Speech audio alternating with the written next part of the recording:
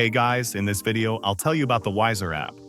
Alright, let's begin. Now, it is a tool that's all about helping you get the most out of your books without spending hours reading. Its goal is to give you bite-sized book insights to help you learn quickly and stay motivated. Now we're going to explore if it's actually worth downloading it, and how it actually stacks up against the other options out there. Actually, it's a subscription-based service that also offers a free tier. Free tier is a nice way to try this out before you actually commit. So, with the free version, you can browse some features, but to access the full library, you're going to need a paid plan. Now the free plan is very limited, but if you take the paid plan, it includes book summaries in various formats. There's audio, there's text, and sometimes visuals. Now, the app primarily targets people who are into self-help, personal growth, and business insights.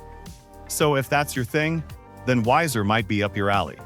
However, the downside is that it is subscription-based, which might not appeal to everyone. Some people might want to pay a one-time fee. Plus, while the summaries are great for the big picture ideas, they can sometimes miss the nuances and the in-depth context that you would actually get from the full text. It is best suited for anyone who wants to learn quickly and is looking for motivation or personal development insights. So that's basically all about the Wiser app. And that's it for this video.